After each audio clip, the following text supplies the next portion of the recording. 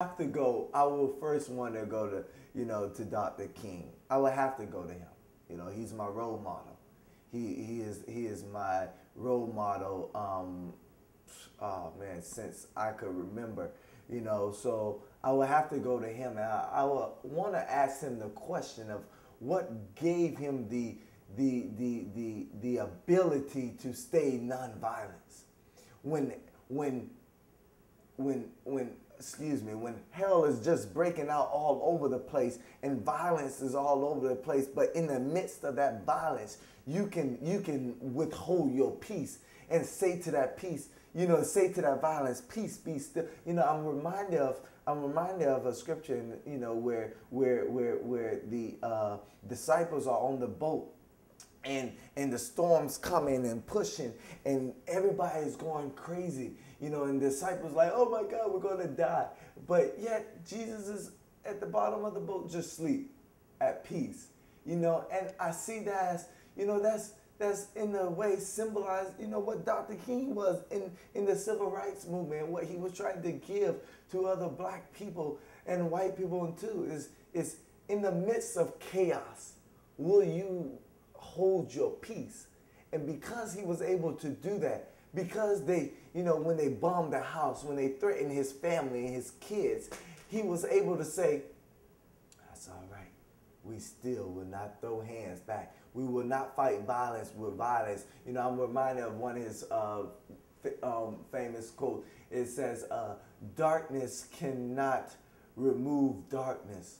Only light can do that. Hate cannot remove hate. Only love can do that. So in that quote in itself, I see that passion for peace, that passion for nonviolence. But to me, I have to be honest. It's like, you threaten my family, my wife.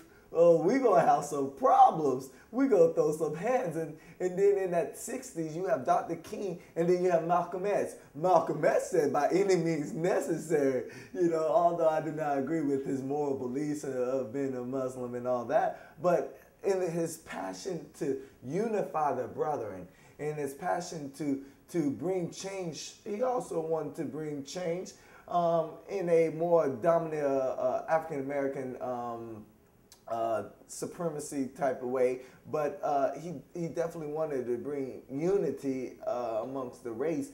But he was like, hey, let's fight. Where Dr. King was like, no, let's not fight. So you have two prominent black African Americans at the time coming to, in the same generation, saying two different things, wanting to try to do kind of the same thing and bring in unity, but yet they have two methods. And in the history it said they only met twice. I don't believe that. I believe they had more conversation. I think Dr. King, I talked to myself and to my roommates about it. It's like, I think Dr. King talked to, Malcolm X sometimes just like, dude, I know what you're doing, I can understand the violence, but, I have to withhold my integrity, and that's what Dr. King did. He withhold his integrity in making sure that, no matter what happened, no matter what they're doing, we will not fight. They bomb the buses, they spray us with water hoses, they beat us with bats. But yet we will not fight, and we will not allow that, we will not allow that hatred to come in us, and we will not allow that hatred to build and overtake us. So if I could go to and see anyone, it would have to be Dr. King, because in the world that we live in today, I would want to be able to withhold my integrity, to hold that peace, that peace that passes all understanding. It's like, Nat Turner and all the other African Americans that was enslaved at the time. There were some revolts, and there was other fighting to try to get that freedom. But King's like, let's do it this way. He took the values and principles from Gandhi, and I respect him for that. Gandhi was a good guy.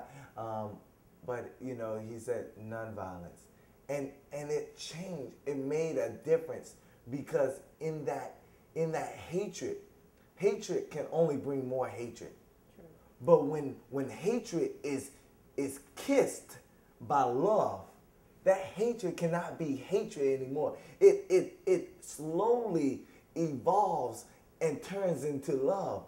So I look at that as even to this day, when someone is angry and mad and bitter, we have to meet them and greet them with love. And that is what changed human people. That is what changed a generation. It's love.